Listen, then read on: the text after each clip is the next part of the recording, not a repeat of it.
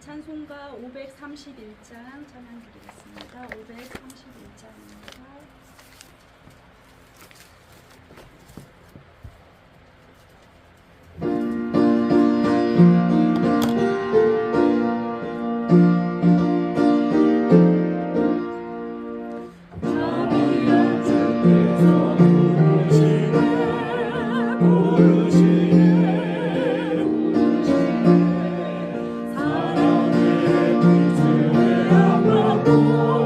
점점 더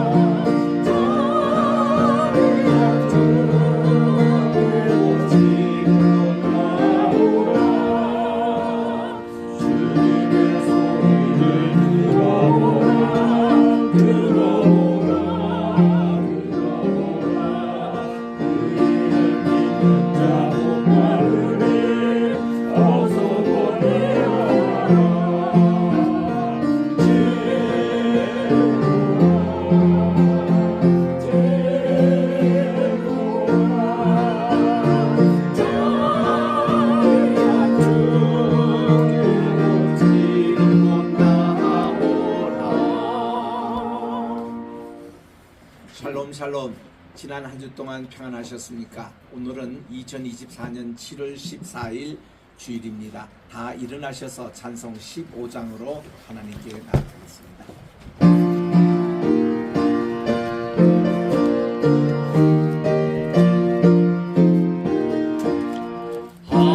하나님의 크신 사랑 하늘로서 내리사 우리 맘에 항상 계셔 온전하게 하소서.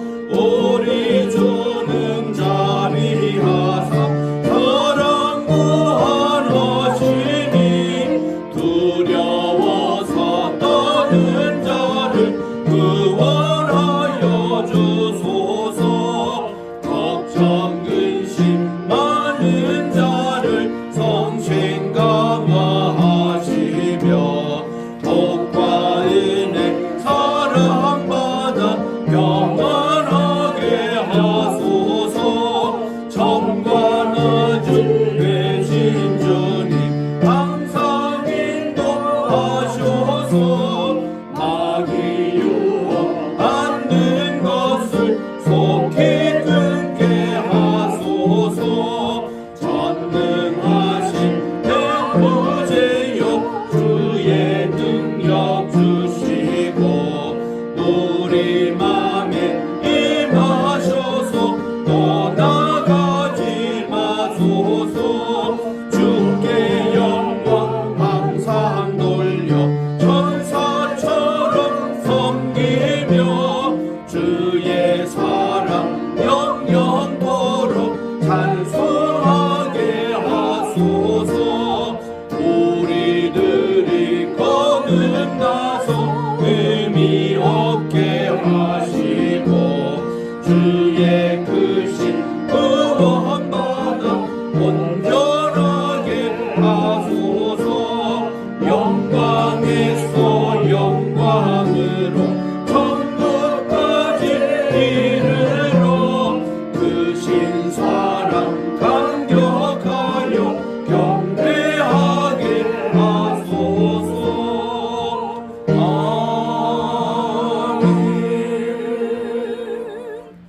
여호와께서 말씀하시되 오라 우리가 서로 변론하자. 너희의 죄가 주홍 같을지라도 눈과 같이 희어질 것이요 진홍같이 붉을지라도 양털같이 희게 되리라. 너희가 즐겨 순종하면 땅의 아름다운 소산을 먹을 것이요 너희가 거절하면 배반하여 칼에 넘어지리라. 여호와의 입의 말씀이니라. 아멘. 만복의 근원이 되시며 만왕의 왕이 되시고 만주의 주가 되시는 존귀하신 하나님께 영광과 찬송과 존귀를 영원 무궁토록 돌려드립니다.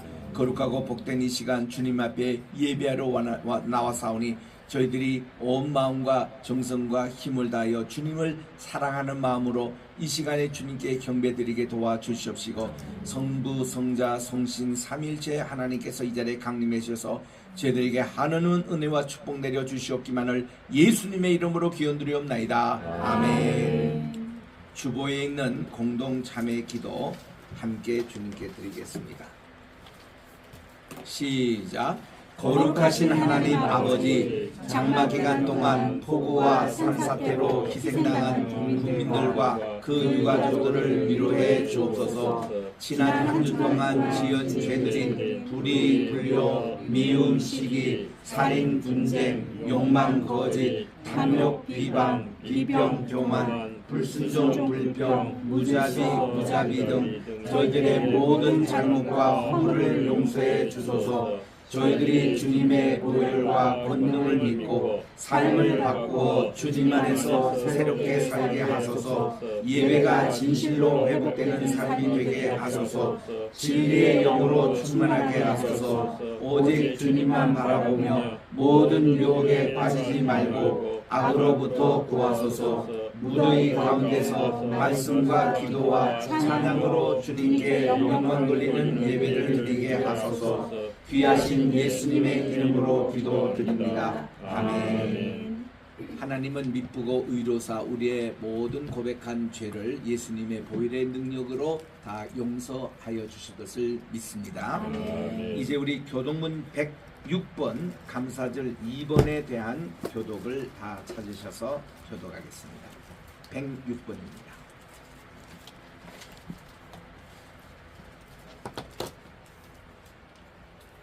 할렐루야. 우리 하나님을 찬양하는 일이 선하시며 찬송하는 일이 아름답고 마땅하도다.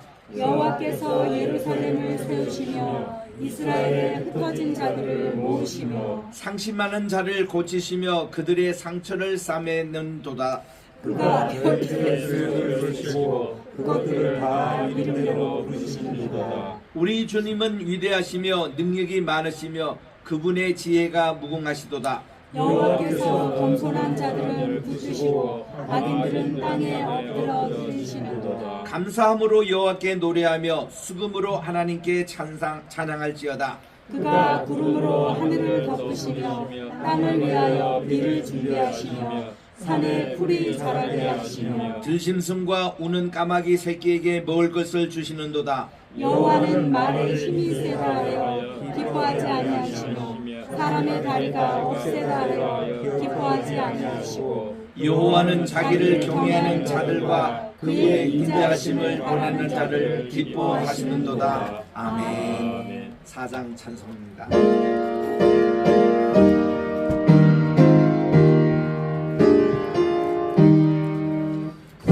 성부성자와 성신 영원히 영광 받으옵소서. 태초로 지금까지 또 길이 영광 보고 성삼위께 영광. 아멘. 다 착석하시고 임 목사님 나오셔서 기도를 드리겠습니다.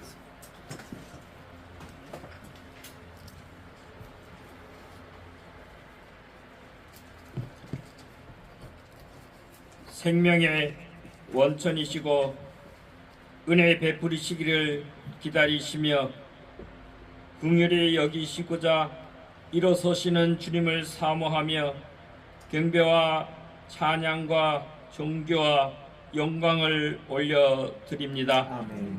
주님께서 사랑하사 택한 백성들을 주님께서 부활하신 복된 날에 부르사 주님께서 임재하시며 영광 받으시는 로이교회로 부르시어 영과 진리로 예배케 하시니 감사드립니다. 우리의 허물과 죄악과 어리석음이 하해와 같고 교만함과 자랑이 산과 같은 우리 자신들을 거룩하신 주님의 존전 앞에 내려놓고 겸손히 무릎 꿇고 경배하오니 미쁘고 의로우신 주님께서 주님의 보혈로 말끔히 씻기사 우리의 진홍빛 같은 죄를 눈같이 희게 하시며 모든 불의에서 깨끗하게 용서하시고 우리의 예배를 용납하소서. 주님께서는 우리의 영원 무궁한 목자가 되사 우리의 인생을 보호하시고 우리가 마땅히 가야 할 길을 성경 말씀을 통해 제시하시며 우리의 필요를 익히 하시고 부족함이 없게 공급하시며 척박한 광야길에 독수리로 우리를 업어 주님의 나라로 인도하시니 감사드립니다. 이 시간 말씀을 선포하시는 윤사무엘 담임 목사님께 성신의 두루마기를 입히시며 그에게 맡기신 생명의 말씀을 그의 입술을 통해 주심을 듣고 주님께로 돌이키는 복된 자가 되게 하시며 하나님의 마음이 성도들의 마음에 전달되어 생명의 회복과 풍성하게 하는 역사가 왕성히 일어나게 하소서. 생명나무이신 주님께 접목되어 주님 안에서 생명의 양식으로 배부르며 끊임없이 솟아나는 생명수로 갈급한 영혼들을 만족해 하소서. 주님, 이곳에 로이교회를 세우시고 섬기도록 저희들을 부르시어 거룩한 회중이 되게 하시오니 주님의 선하신 뜻을 구하고 따르며 성취하여 주님의 일을 이루어 주님께 영광이 되게 하소서. 사랑의 주님, 송도 로이교회를 통해 세워지는 여러 로이교회들을 권념하시고 그 필요들을 넉넉히 채우시며 눈동자같이 지키사 예배가 회복되며 주님의 신실한 백성들이 양육받고 주님께서 기뻐하시는 종들로 인치시고 세우사 주님의 남은 사역을 충실하게 감당하게 하소서. 선교 헌장들마다 주님의 말씀과 성신의 충만한 임재로 생명수 강물이 흘러 넘치어 영혼들이 되살아나고 하나님의 권능의 손길로 치유의 날개가 펼쳐지므로 메마른 뼈들이 주님의 큰 군사로 거듭나게 하소서. 조국 교회를 사랑하사 순전한 산 믿음으로 하나님 나라 통치가 이 땅에 이루어지게 하시며 이 나라 이 민족을 긍휼히 여기사 부디 살 길을 택하고 세대 간 정의가 이루어지게 하소서. 특별히 황현시 로폰과 황우여 장로님을 기억하사 주님께서 돌보시어 형통케 하시며 주님의 지혜와 능력으로 맡기신 일들을 온전히 감당하게 하시고 시대의 비전을 품고 주님께서 살아 역사하심을 입증케 하소서. 예배당의 공기까지 사로잡으시고 주님께만 집중하여 들려주시는 말씀이 굿송이 단맛을 맛보며 은혜의 강물에서 헤엄치며 넉넉한 주님의 은혜와 사랑을 경험하고 주님께서 받으시기에 합당한 영적 예배를 드리게 하소서. 우리를 사랑하사 인생의 표지와 표적을 나타내시고 성신의 도우심의 손길로 주님의 영원한 나라에 이르는 순례길을 완주케 하시는 거룩하신 우리 구주 예수 그리스도의 이름으로 기도드립니다. 아멘.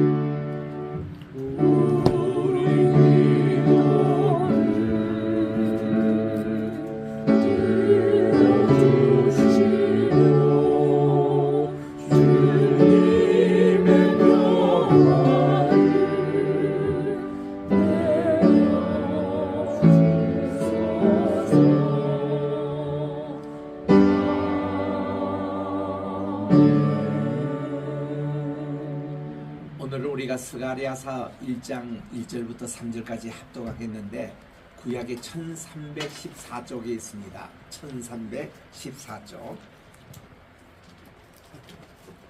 1절부터 3절까지 한 목소리로 합독하겠습니다. 시작.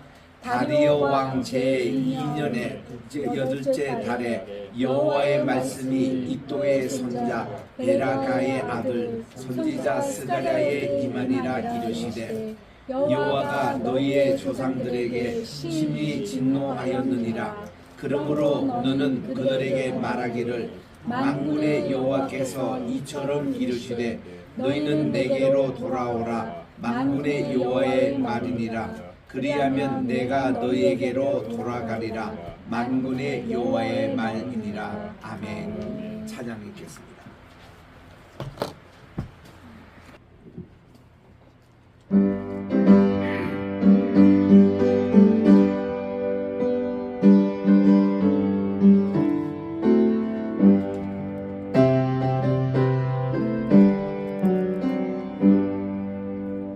오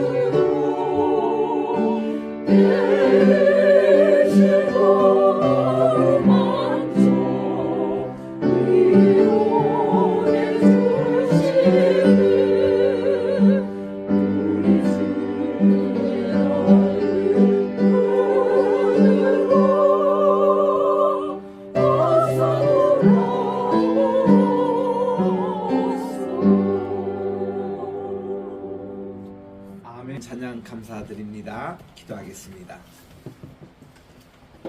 나의 입술의 모든 말과 내 마음의 묵상이 주님께 연락되기를 원하네. 하나님, 오늘 또 준비된 귀한 스가랴 1장 2장의 말씀을 통해서 주님께로 돌아오는 회개의 마음 저희들에게 허락해 주시옵기만을 예수님의 이름으로 기도드립니다. 아멘.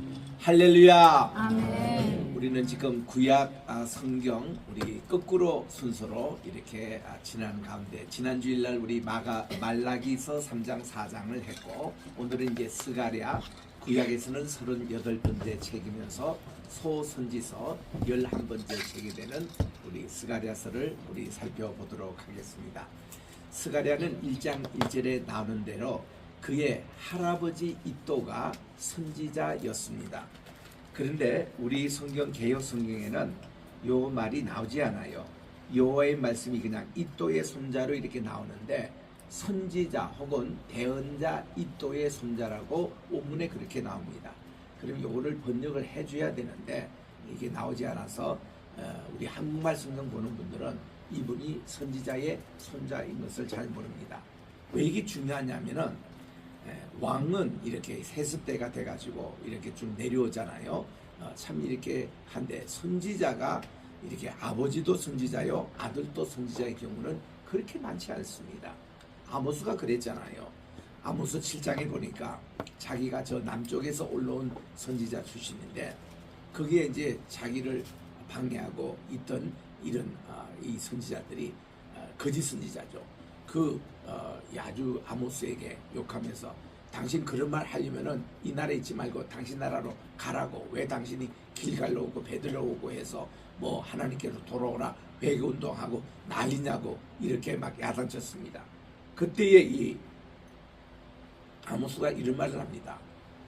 저는요 선지자도 아니고 또 저희 아버지도 선지자가 아닌데 하나님이 어느 날 내가 이 뽕나무 밭에서 일을 하고 있는데 거기서 이 북쪽에 올라가서 말씀을 전하라고 하시기에 제가 와서 이렇게 전하고 있습니다 하고 그들의 길과 행위를 바르게 하고 정의를 실천하라는 내용으로 담대하게 그게 전했던 겁니다. 그래서 이게 보면은 선지자의 자녀가 선지자 되는 경우가 참 드물구나. 이사야는 자기의 아들이 스알야숲이었습니다.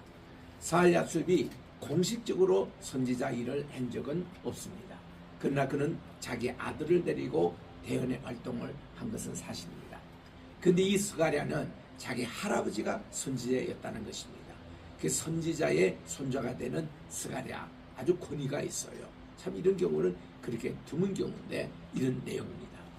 1장 1절에 이것은 조금 우리 역사적인 설명이 필요합니다.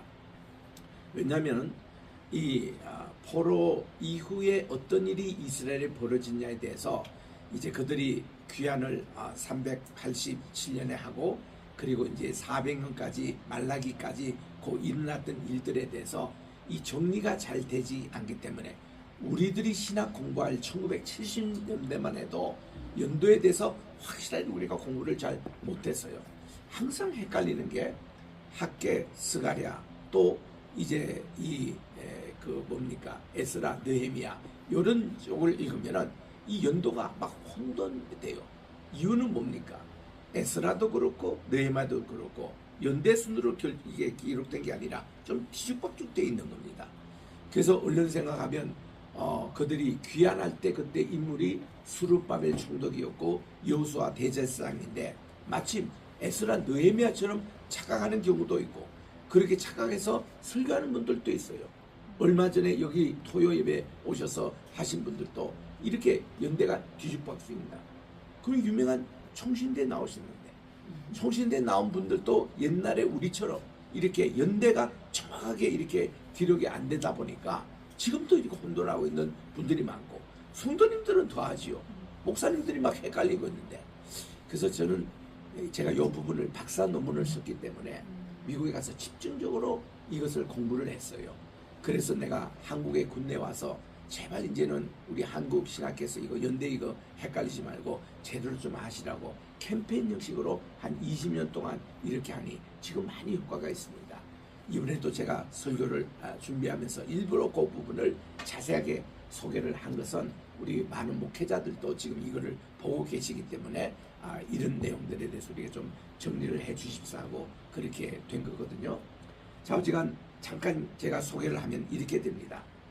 하나님이 예레미야 25장 11절과 다니엘 9장 2절에 보면은 하나님이 이렇게 70년 만에 회복되리라 이런 말씀이 나옵니다. 그거를요 저도 옛날에는 이스라엘이 멸망당하고 70년이기 때문에 계산이 맞지 않더라고. 이거를 어떻게 맞춰야 되느냐. 그래서 제가 이거를 박사 논문 준비하면서 이걸 다 다시 한번 다 정리를 해봤습니다. 여러 이제 자료를 검토해가지고 결과 이것입니다. 70년 하나님이 회복되리라 바벨론을 섬기리라 이런 말씀은 정치적인 그런 이제 그들의 속국 관계였습니다. 그리고 또 한편은 예루살렘이 성전이 무너지고 나서 이 성전이 설립될 때 다 70년 걸리더라고요. 그걸 제가 발견한 겁니다. 이 70년도 하나님이 성전이 첫 번 솔로몬 성전이 무너지고 이 성전이 딱 기초를 넣을 때가 70년이었구나. 그래가지고 이렇게 계산을 다 했죠. 그래서 이제 이렇게 됩니다. 바벨론 포로 생활을 그들이 만 49년 했어요. 만 49년. 왜냐하면 588년부터 시작해서 그들이 539년에 해방이 됐기 때문에 딱 만 49년 한 거예요. 그리고는 그들이 귀환으로 이제 예루살렘 돌아갈 때가 50년째입니다. 요거는 희년이구나, 희년. 그래서 레위기 25장 10절에 보니까 희년을 선포하라. 그래서 47, 7이 49, 49년 다음 50일째 맞는 것을 유대 말로는 이거를 이 요벨이라고 그럽니다. 이 요벨의 그런 영어 번역이 주빌리라고 그럽니다. 그리고 우리말로는 희년인데 이 희년을 누가복음 4장 18절에서는 예수님이 나사렛 안식일 때에 설교하시면서 내가 너에게 은혜의 해를 선포하였다 이렇게 번역하므로 우리에게 희년의 개념이 없어요. 그게 희년인데 희년으로 번역을 해야 되는 것을 은혜의 그런 해 이렇게 번역해버리고 또 히브리서 4장 16절에 보면은 우리가 하나님의 은혜의 보좌 앞에 담대히 나간다 할 때 그리 은혜의 보좌로 번역하면 안 돼요. 그거는 시온자입니다. 아빠 대제사장들이 1년에 한 번씩 들어가는 우리 그 지성소에 있는 그 언약의 뚜껑이 그게 바로 시온자, 시온소. 근데 그걸 은혜의 보좌로 번역해버리니까 이게 뭔지 잘 몰라요. 그러니까 그런 번역을 우리 다 바꿔야 됩니다. 은혜의 보좌가 아니고 시온자. 은혜의 해가 아니고 희년입니다. 예수님 우리에게 희년을 선포하러 오셨고 예수님 자신이 십자가 그게 희년의 그걸로 해석해야만이 이게 다 맞는 거거든요. 이게 구원론에 굉장히 차이가 있는 거예요. 용어 하나 때문에.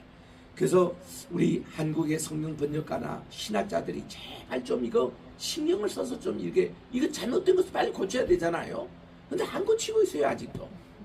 제가 번역한 건 성경들 다 고쳐놨거든요. 이제 개봉 바쁩니다. 이제 출판이 이제 곧 될 텐데 여러분 이런 희년을 우리 주님께서 선포하셨는데 50년 만에 그들이 고레스 칙령을 통해서 희년이 선포된 거예요. 그 이스라엘 백성들이 본 겁니다. 그럼 여러분 계산해. 이게 50년 만에 왔다 오면 70년이 계산해야 맞잖아요. 그래서 이 이심을 제가 어떻게 찾았냐면은 이스라엘 백성들이 첫 포로로 참여하는 것이요. 예루살렘 멸망당하는 게 20년 앞에 잡혀갔더라고요. 그게 다니엘입니다. 다니엘이 BC 606년 혹은 605년에 잡혀갔어요. 그때부터 계산하면 70년 만에 바벨론에 섬기고 해방된 거 맞습니다. 그리고 예루살렘 성전이 70년 만에 회복되는 것을 이 하나님의 뜻이었습니다. 그래서 이게 다니엘서를 통해서도 예고를 하셨고 70에 대해서 예고를 했었는데 사람들이요 이거를 다들 몰랐습니다. 자 보세요. 성전이 멸망당한 게 588년 느부갓네살 왕에 대해서 멸망당했잖아요. 그리고 70일 같으면 얼마입니까? 518년이 돼야 되잖아요. 그러니까 예루살렘에 그들이 기환했어도 518년까지는 기다렸어야 됩니다. 그런데 스룹바벨 또 대제사장 여수와 아무도 여기 연대에 대해서는 잊어버린 거. 70만에 하나님이 회복되리라는 것을 잊어버린 겁니다. 그런 것들이 자기들 멋대로 성전을 재건하려고 했던 겁니다. 왜 그 당시에 한 사람 선지자, 한 사람 대제사장 혹은 한 사람의 어떤 성도들이라도 내가 하나님께 기도해 보니까 아니에요. 지금은 하나님께서 성전 지을 때가 아닙니다. 아직 하나님의 때가 있으면 20년 정도는 더 기다려야 됩니다. 이걸 아무도 얘기를 왜 못했을까요? 그리고 그들이 이제 성전을 재건을 해보니까 이게 방해가 심합니다. 그래서 결국은 이 성전을 하기를 중단합니다. 그럼 여러분들이 그때 산 성도였다면 그때 있던 영적인 지도였지만 어떤 생각이 들어요? 하나님이 성전 짓는데도 방해를 하셔? 하나님이 이거 기뻐하지 않으시나? 왜 그러시나? 굉장히 고민이 있을 것 아닙니까?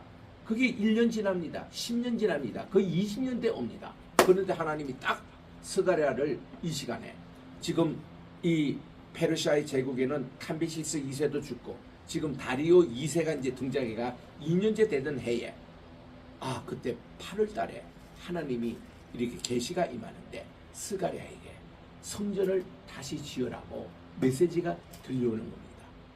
그리고 스가랴뿐만 아니라 학계도 또 그 메시지가 같이 임합니다. 그러니 이 두 선지자가 다 이런 얘기를 하니까 그 당시 백성의 지도자들과 백성들이 듣습니다. 그리고는 이 스가랴에게서는요 그냥 그게 그냥 보내주는 게 아니라 오늘부터 모두 8개 환상을 보여주세요. 하나님의 성전 재건에 관한 그러니 아주 구체적인 것을 보여주시면서 저들이 이제는 때가 왔다라는 걸 인식해야 되는데 그때 제사장이 계산을 해보니까 70년이 됐구나. 하나님의 시간이 왔구나. 그때야 깨닫게 되는 겁니다. 그래서 우리나라도 그렇잖아요. 우리는 때에 대해서 관심이 많습니다. 주님의 재림이 언제 오시지? 주님의 재림에 대해서 지금까지 1875년부터 주님의 재림이 이때 온다 다 지금까지 안 됐습니다. 이거를 뭐라고 하냐면 오신다고 그렇게 이제 했잖아요. 그런 내용들이 이렇게 오는데 이게 다 지금까지 불발입니다. 그러면 왜 주님이 재림을 연기하시지? 하나님의 때가 아직도 안 됐다는 것을 눈치를 채야 되는데 누군가 이걸 계산해서 발표를 해야 되는데 아무도 그런 사람은 아직은 없습니다. 맞는 분도 없고요. 근데 그때가 굉장히 임박했습니다. 굉장히 임박했어요. 그래서 저는 개인적으로 어떻게 생각하는 거니 9.11 사태가 일어났던 2001년도 있잖아요. 그때 8월 달이었습니다. 제가 매주 맨하탄에 월요일마다 이게 기독교 방송국의 신앙 상담 생방송하러 다닐 때인데 그때 한 달 전입니다. 9.11 테러 사건이 일어나기 전에 맨하탄에 가면은 영적으로 캄캄하고 하나님께서 뭔가 사인을 주세요. 뭔가 큰일이 곧 일어난다고. 한 달 전입니다. 사인이 오는데 그때부터 계속 저는 이게 세계 종말을 이게 예시하며 날씨를 체크하며 국제 정세를 살펴보며 무슨 일이 있을까? 그 비슷한 시간에요. 전 제주도 그분 성명도 모릅니다. 제주도 어느 한라산에 유명한 우리나라 기도하시는 원장님이 계시대요. 그분도 비슷한 그 메시지가 왔다는 겁니다. 내게도 오는데 그분에게도 오시나? 또 한 분 더 있어요. 그분은 한국에서 온 제가 메시지를 듣습니다. 이상하게 하나님께서는 아모스 3장 7절에 있는 말씀대로 무슨 큰일을 하실 때는 주의 종에게 이거를 보여주신다는 말씀이 있어가지고 이게 뭐가 있을 것 같다. 그런 걸로 준비하셔가지고 한국에 잠깐 제가 장례 왔다가 다시 이제 돌아가실 시간입니다. 그때에 이틀 만에 9.11 사태가 일어났거든요. 뻥 터지고 보니까 하나님이 그때를 위해서 내게 계속 사인을 주시고 그때도 회개에 관한 사인을 계속 주시더라고요. 그런 거를 제가 받았거든요. 받았는데 그 비슷한 사인이 코로나 오기 전에 제게 또 온 겁니다. 이 세계가 뭔가 이렇게 지나고 근데 그게 코로나는 뭔지 그거 구체적인 내용은 안 보내주세요. 뭔가 기도하라는 겁니다. 그랬더니 딱 보니까 2000년도 바로 말에 제가 미국 갔다가 마지막 날 상해 공항에서 비행기를 타고 서울에 들어오는 그 시간입니다. 그때 우한 바이러스 터져가지고 제가 한두 시간만 있으면 잡혀가지고 한국에 들어오지도 못할 뻔했던 그 시기에 제가 중국에 있었던 거예요. 우한에서 그때 막 터져가지고 문제가 이제 세계적으로 그 국내에 도착해서 이런 일이 딱 소식을 들을 때 얼마나 또 가슴이 철렁했는지 그런 사인이 오는데 요즘 그런 사인이 또 와요. 그런가 하나님이 뭔가 그러니까 지금 계속 제가 지금 세계 뉴스, 국제 정세 다 지금 체크합니다만은 이번에도 폭우의 소식, 폭염의 소식, 또 세계 경제의 소식, 또 나토 요번에 이 소식 이런 걸 다 지금 이게 집중해서 보는데 이거 아닌 게 아니라 오늘 아침도 새벽 우리 한국 시간으로 7시 반에 이 레이건 대통령이 또 총격을 당해가지고 이분이 지금 완전히 암살당할 뻔했잖아요. 그래가지고 트럼프 내가 금방 뭐라고 했습니까? 아이고 트럼프예요. 미안합니다. 내가 지금 정신이 하나 이게 그래서 이 귀에서 피가 났다는 정도면은 거의 그냥 명중인 거예요. 그래가지고 뒤에 있는 분이 돌아가시고 이분대로 또 죽고 그리고 한 사람 또 중경상을 입고 이랬는데 미국 전체가 지금 패닉 상태에 들어가 있습니다. 미국은요 정치적인 지도자가 암살당한다 이렇게 총격 사건이 있다 굉장히 상처가 있는 것이 미국의 에브람 링컨 대통령이 그렇게 가셨죠. 케네디 집안에 3사람이 그렇게 총격 갔습니다. 마틴 루터 킹 주니어 목사님이 그렇게 총격으로 가셨어요. 이런 트라우마가 있기 때문에 미국에서는 이런 사건이 있는 자체가 엄청나게 시민들에게 큰 충격이 옵니다. 미국뿐입니까? 지금 막 네토 이게 회의가 마치고 각국으로 정상들이 다 돌아가는 이 시점에 이런 일이 일어나니까 각국에서는 정상부터 얼마나 그들이 가슴이 철렁했겠습니까? 이게 지금 세계적인 미치는 그 파급이 대단하거든요. 그 한국의 지금 국회 상황 보십시오. 이러지도 못하고 저러지도 못하고 여도 그렇고 야도 그렇고 이거는 무슨 충고가 없어요. 이런 게 다 지금 이게 종말에 오는 사인이거든요. 이게 그래서 이거 정말 기도 많이 해야 되겠다. 그래서 오늘 2절부터 6절에요. 이 종말이 올 때에 하나님이 가장 원하시는 게 회개하라는 것입니다. 금방 3절을 우리가 합독해서 읽었습니다마는 3절에 이런 내용입니다. 너희가 회개하라. 내게로 돌아오라. 그러면 내가 너에게로 돌아가리라. 이거는 하도 유명한 말이기 때문에 코 아마르 아도나이 여호와께서 말씀하시기를 이 히브리 단어입니다. 이 코 아마르 아도나이라는 것은요 모든 선지자들이 선지자 말씀을 전할 때 꼭 이거를 말투를 이렇게 쓰는 용어입니다. 여호와께서 가라사대 하는 이 용어가 굉장히 중요한데 이거를 프로페틱 포뮬라라고 합니다. 선지자들이 말할 때 하나님의 말씀만 저들이 대언하거든요. 이게 진짜 선지자입니다. 하나님께서 말씀하신 내용을 그대로 전하는 겁니다. 여러분 무슨 대통령 대변인이나 어떤 회장의 대변인 같은 경우면요 가장 좋은 대변인 뭔가니 그 어른이 하신 얘기를 그대로 옮겨 전하는 것이 이게 진짜 대변인입니다. 자기 말 섞으면 안 돼요. 자기 생각 섞으면 안 돼요. 그리고 또한 기자회견 할 때도 딱 물 때 이런 그 대변인이 가장 중요한 대변인입니다. 근데 그 문제는 제가 직접 대통령에게 들은 것이 없기 때문에 묻고 나서 다음번에 대답하겠습니다. 이게 가장 그거예요. 똑같이 주의 목회자, 이 단에서 설교하는 목회자가 그래야 됩니다. 여기 있는 자리는 자기 사견 얘기하면 안 돼요. 하나님 말씀을 선포하는 대언자의 자리가 되어야 합니다. 아무리 손자 같은 목사님도 하나님 말씀을 대안할 때는 대언권이 있어요. 거기에 대해서는 할아버지도 아멘하고 그렇게 되는 겁니다. 그런데요, 이게 아무리 뭐 나이 많고 노련한 이분들도 이 자리에서 내 생각에는 이들은 빵이에요. 그건 설교가 아니에요. 하나님 말씀을 전해야 됩니다. 그 하나님 말씀만 전해야 되지 엉뚱한 거 사견 넣으면 안 돼요. 그래서 우리 설교학 시간에 목회자에게 제발 제가 강조합니다. 제발 목회자 설교할 때에 무슨 정치적인 뉴스나 문학적이나 자기 어떤 생각을 가미해서 설교하지 말라고. 또 하더라도 뭐 이거를 이렇다고 생각합니다. 설교에서는 이런 빵점이에요. 그 생각하는 건 설교 아니에요. 그거는 성경 공부 시간에 무슨 뭐 어디 강연할 때 그거는 좋았지만 여기는 여호와께서 가라사대 성경 말씀이 이렇게 말씀하시기를 하고 대언을 해야지. 이게 참된 대언자거든요. 그래서 여기에 대해서 하나님께서 가장 많이 하신 말씀, 여호와께서 가라사대. 요게 바로 선지자들이 쓰는 말투 가장 중요한 용어입니다. 오늘 이 용어가 뭔가니까 여러분들 내게 돌아오라. 히브리 말로 그대로 주입니다. 슈브 엘라이, 내게 돌아오라. Return to me. 여러분들은 내게로 돌아오라. 그러면 I will return to you. 이렇게 하는데 그거를 아슈브 엘레이케, 여러분들에게 내가 돌이라. I will turn to you. 이겁니다. 우리가 하나님께 회개하잖아요. 하나님께 그 마음을 우리가 하나님께로 돌아오잖아요. 그러면 하나님께서는 심판의 뜻을 돌이키시사 우리에게 은혜 주시고 우리에게 살 길을 주시고 우리에게 회복을 주시고 용서해 줄 줄 믿으시기 바랍니다. 이게 오늘 기의 핵심이에요. 모든 선지자들은 이 종말이 가까울수록 종말의 때는 하나님의 때가 왔다는 겁니다.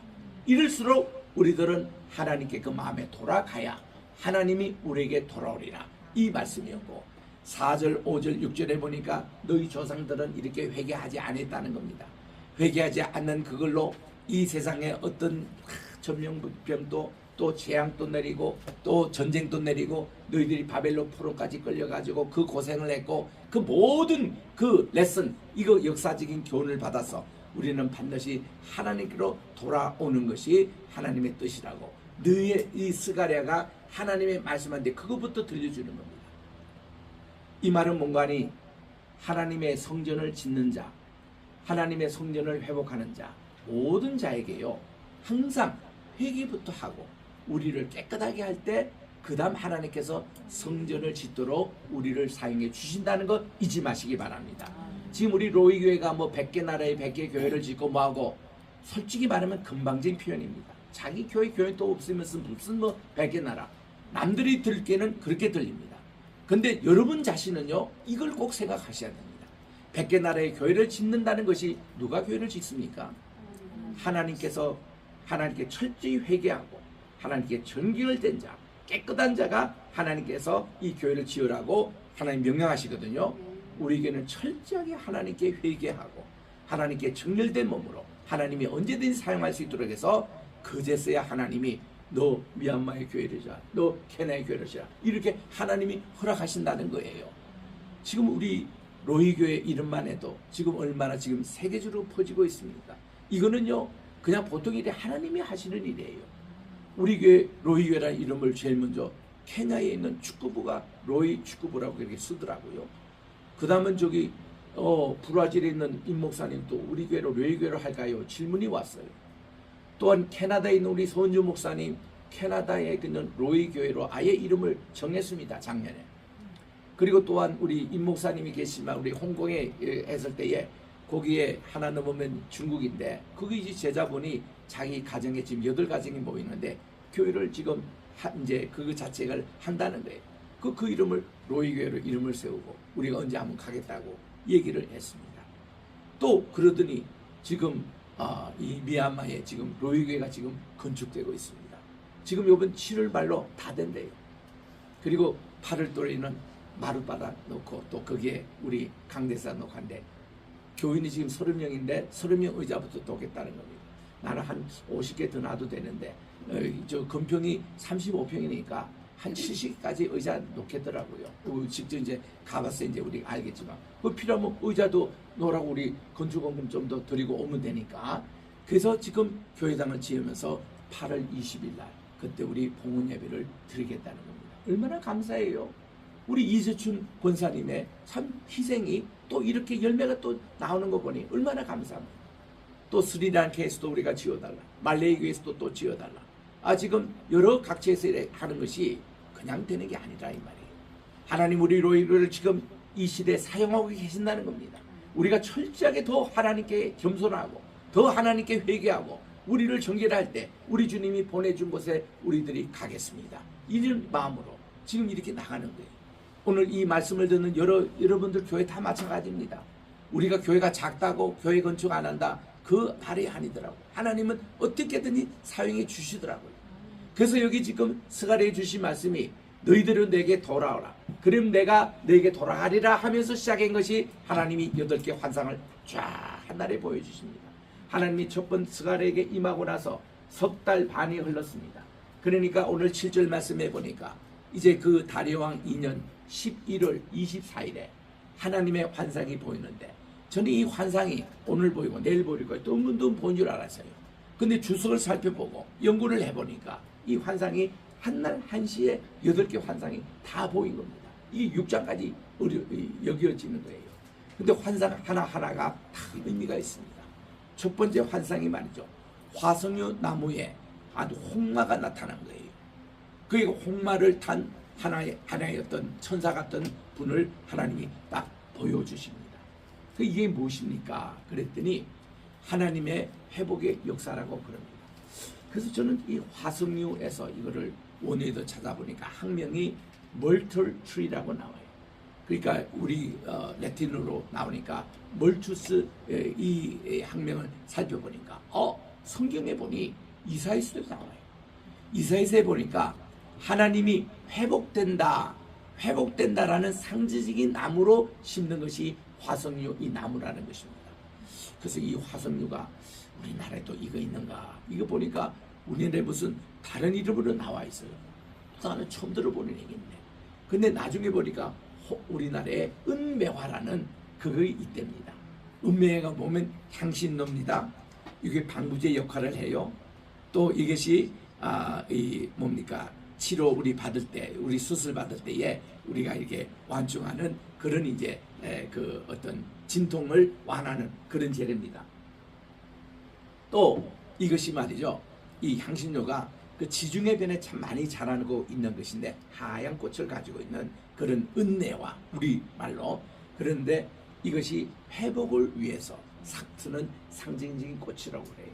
그래서 하나님께서요, 이스라엘 백성들이 회개 운동을 하면은 하나님께서 회복을 시켜주셔서 이 성전 지금 중단이 됐는데 이거를 재개해 주신다는 그걸로 홍마를 탄 천사의 환상이 보이는 겁니다. 그리고 이제 두 번째 요것이 말이죠, 사실 오늘 우리 스가랴 1장 2장을 읽었는데 1장에 보면 1절부터 13절까지 나오잖아요. 그리고 2장에 가면은 2장부터 1절부터 13절까지 나옵니다. 그런데요, 원래 이 스가랴에 보니까 히브리어 본문이 좀 틀립니다. 이 절수가. 이게 헬라말로 번역된 70인역에는 그렇게 나와 있는데, 지금 우리가 70인역의 기초로 절수가 있는데 히브리어 원문에 보니까 아니에요. 1장도 17절로 되어 있고 2장도 17절로 되어 있어요. 그러니까 두 번째 환상과 세 번째 두 번째 환상이 지금 1장으로 붙어있는데 그게 아니고 두 번째, 세 번째가 다 2장에 있습니다. 그래서 그 17절로 되어 있어요. 17 굉장히 의미 있는 숫자입니다. 성경에서는. 왜냐하면 이 17이라는 뜻은요, 십자가 수인데 10은 우리 구약을 나타내는 십계명, 그리고 7은 이것은 7초 때 신약을 나타내는 17이라는 것이, 이것이 십자가의 수입니다. 노아 방주 보시잖아요. 노아에 보니까 방주에 그들이 들어가는 날짜도 17일입니다. 그리고 나온 날짜도 2월 17일에 그들이 방주에서 나옵니다. 그래서 노아의 방주가 지금 아라라산에 있잖아요. 거기 들어가서 이거 홍콩 탐험대들이 다 살폈습니다. 그렇게 가니까 어느 순간에 그 당시는 이 나무 이렇게 못으로 그렇게 박혀 있는데 7개가 박혀 있다는 거예요. 7 박혀 있는데 그 틈 사이를 자로 이렇게 재보니까 17cm씩 나와요. 그 홍콩팀들도 17이라는 숫자 잘 몰라요. 지금도 몰라요. 그리고 또 거기 노아 방주를 지었던 노아는 알았겠죠. 17이 하나님의 수라는 거. 그래가지고 그 숫자를 자기들은 재고서 방송까지는 하는데 이 무슨 뜻인지 해석을 못 하겠는 거예요.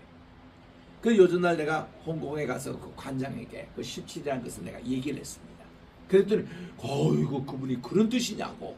그래서 다음에는 자기들 방송 다시 촬영할 때에 반영하겠다고 이런 얘기할 정도로 그게 있습니다. 그래서 노아 방주 때도 17이라는 것이 3번이나 나오거든요. 또 요셉이가 몇 살 때 꿈을 꾸죠? 17살 때 2가지 꿈을 꿉니다. 그리고 야곱이 몇 살 때 그 이집트 이민 가던가요? 130세 가셨습니다.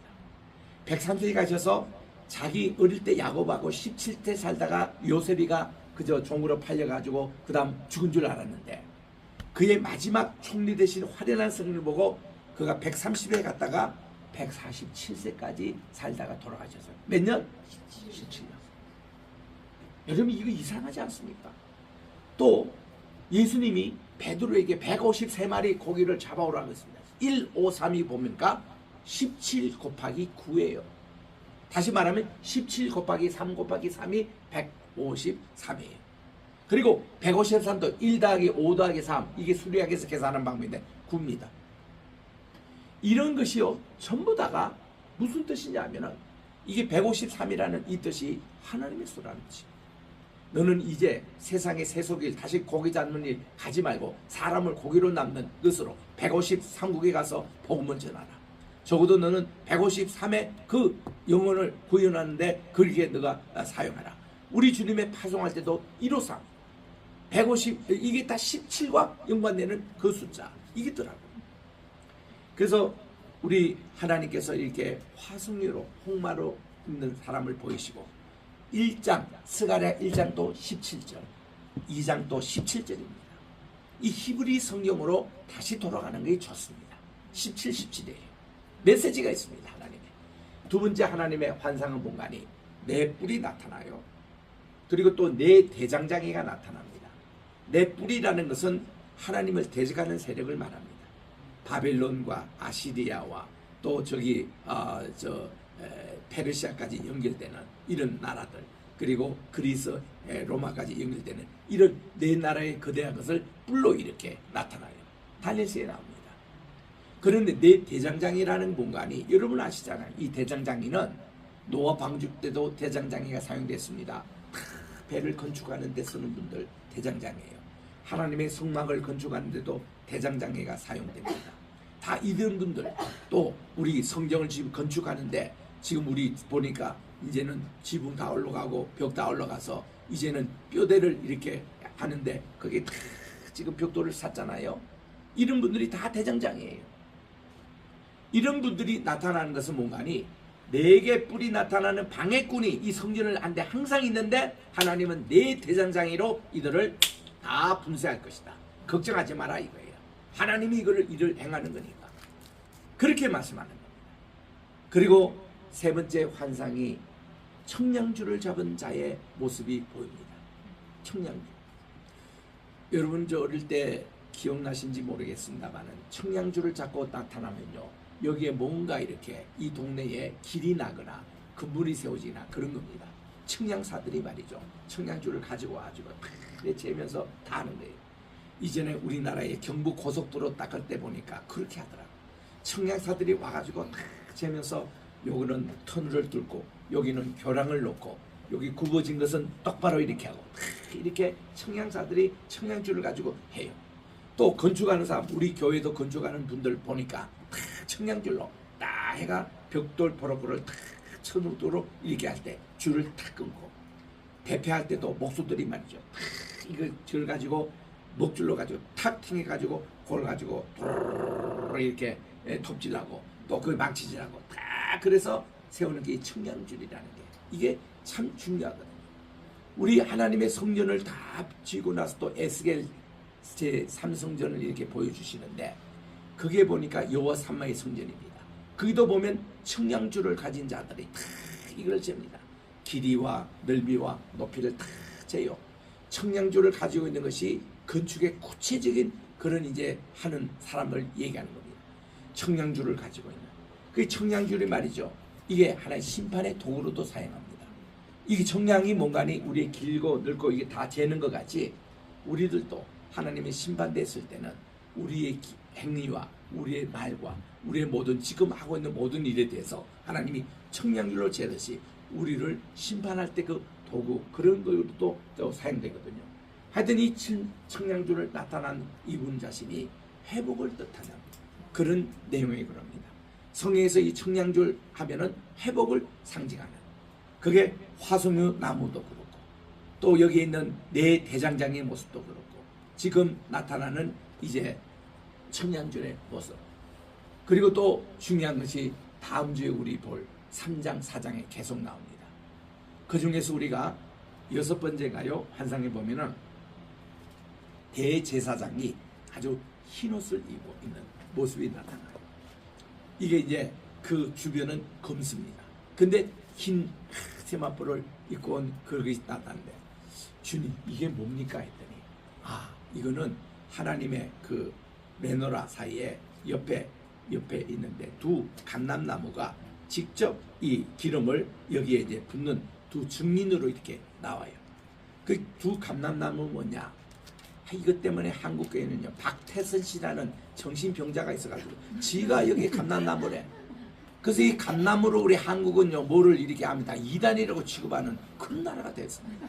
본래 우리 로이 교회 본래 이름이 겟세마네 교회였고 겟세마네 뜻이 이게 감남류에서 감남산 감남문 이거거든요. 이거 이름 처음에 우리 한국에 쓰니까 이단이 와 또 난리야. 나중에 그래 박태선 때문에 그래요. 왜 걔 때문에 왜 우리가 이단이 돼? 우리가 정통이지 걔가 이단 되지. 근데 한국은 이단 이게 있어가지고요. 예를 들면 이런 겁니다. 우리나라에 동무라고 쓰면 그건 이단으로 생각해요. 그 옛날에는 어깨동무는 괜찮는데 동무라고 하면 북한에서 동무를 쓰니까 우리나라 또 이상하게 보는 거예요. 그 동무가 얼마나 좋은 용어입니까? 근데 김일성이 걔가 쓰는 바람에 우리가 무슨 다 그렇게 되고 있잖아요. 그 좋은 용어를 못 쓴다니까. 이단들이 가도 쓴다니까. 한때는 예루살렘에도 이초세기가 예루살렘 썼다고 또 우리를 새 예루살렘으로 또 새 예루살렘을 스웨덴복이라는 그 사람이 쓰고 있습니다. 그러니 이거 이단들이 뭐 다 좋은 용어 쓰지 신전지 같은 사람들 다 좋은 용어 쓰지 그 사람 쓴다고 우리가 왜 못 써요? 이런 용기가 우리 한국 기독교 지도자들이 없다니까요. 내가 그랬거든요. 이거 총신대 교수에게 얘기했습니다. 아니 당신들이 박태선지 얘기하지 말고 그 사람이 썼던 감나무니까 우리는 더 써가지고 진짜 진리를 우리가 고수해야 되지 않느냐. 저 앞에서는 꼼짝을 못해요 이 교수들도. 그런데 뒤에 가서는 엉뚱한 소리 하는 거야. 내가 이거 박태선이 돈 받고 뭐 하는 게 아닌가. 뭐 내가 저기 어디 이런 내가 수모를 당했다니까요. 그러지 마시고요. 이게 진짜 감람나무는 이게 뭔가니 두 정이라는 게 계시록에서 이걸 두 정인 천사로 얘기합니다. 구약에서는 이게 말이죠. 첫째 감람나무는 수르바벨 총독을 얘기하고 두 번째는 여호수아 대제사장을 얘기하는 거예요. 그러니까 하나님의 이 성전을 세울 때 이분들이 직접 이렇게 하는 것인데 그것도 그분들이 직접이 아니라 이렇게 말씀합니다. 4장 6절이 전체 스가랴의 주제 말씀이거든요. 이거는 힘으로 되지 않고 능으로 되지 않고 오직 나의 신으로 되느니라. 할렐루야. 이거는 힘이라는 것은 총독을 얘기해요. 능이라는 것은 대제사장입니다. 그들을 두 증인에게 하는 게 아니라 오직 여호와의 영 하나님의 성신님이 직접 이 성전 재건을 하신다는 내용이에요. 그리고는 8절 말씀에 4장 7절 말씀에 이렇게 나옵니다. 큰 산아 스룹바벨 앞에서 평지가 되리라. 내가 여기 기초를 놓을 때에 영광이라 하리라. 이렇게 말씀하는 거예요. 여러분 그게 우리 스가랴를 공부할 때에 늘 우리 찬양으로 부를 내용입니다. 이게 너무 좋아가지고 이 복음성화로 나왔잖아요.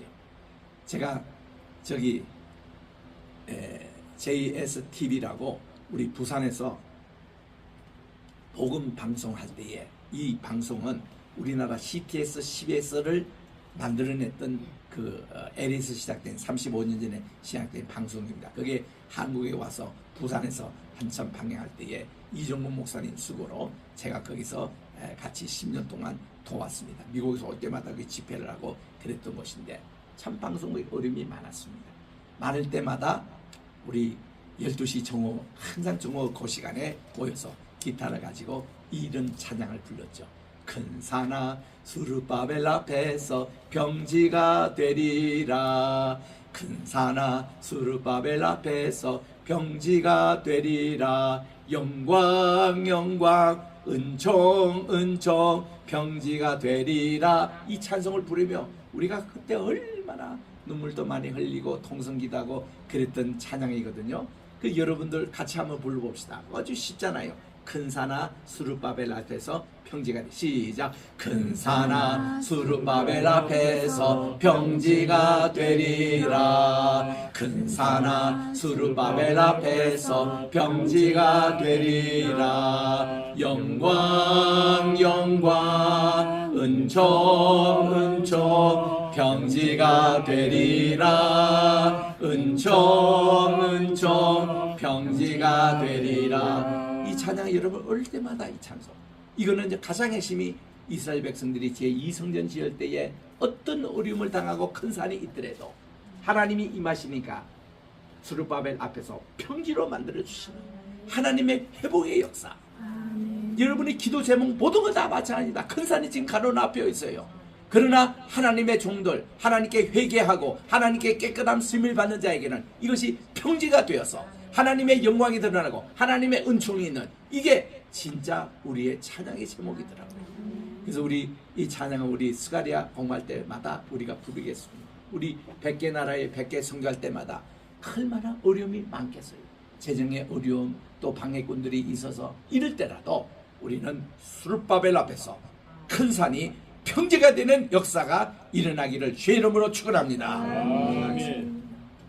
하나님 아버지 감사합니다. 오늘 또 귀한 우리 말씀 듣고 오리고 스가랴를 우리가 시작하고 있는데, 스가랴에서 정말 제2성전을 이루기 전에 8개의 환상을 보여주시는데, 하나님 이렇게 이는 나의 힘으로 되지 않고 능으로 되지 않고 나의 신으로 되느니라. 오늘도 우리 미얀마에서 이루어지는 우리 하나님의 성전 건축, 앞으로 또 이루어질 모든 것도 하나님께서 이 말씀대로 하나님께서 평지를 만들어 주시고 하나님의 영광, 하나님의 은총이 임하는, 또 우리 개인의 기도 하나하나가 있습니다. 자녀를 위한, 또 직장을 위한, 또 미래를 위한 어떤 내용의 기도라도 하나님 수르바벨에서 내가 큰 산을 평지로 만들겠다는 말씀을 믿고 하나님께서 이루어 주시옵소서. 예수님의 이름으로 감사하며 기도드립니다. 아멘. 오늘 우리 찬송 527장을 불러야 되는데 아까 우리 찬양대가 미리 불러주셨습니다. 526장으로 부르겠습니다. 목마른 자 526장.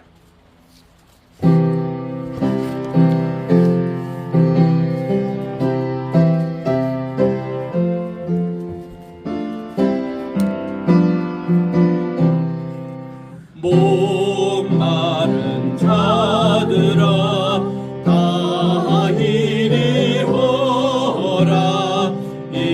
이곳에 좋은 새 흐르도다. 힘쓰고 애쓰니 없을지라도 이 샘에 오면 다 마시겠네. 이 샘에 솟는 물 강같이 흘러 온 천하 만국에 따봉하네. 빈부나 귀천에 돈별이 없이 다 와서 쉬고 못 마시겠네. 생명수 샘물이 마신 자마다 똑같이 마르지 아니하고 어린 장소자가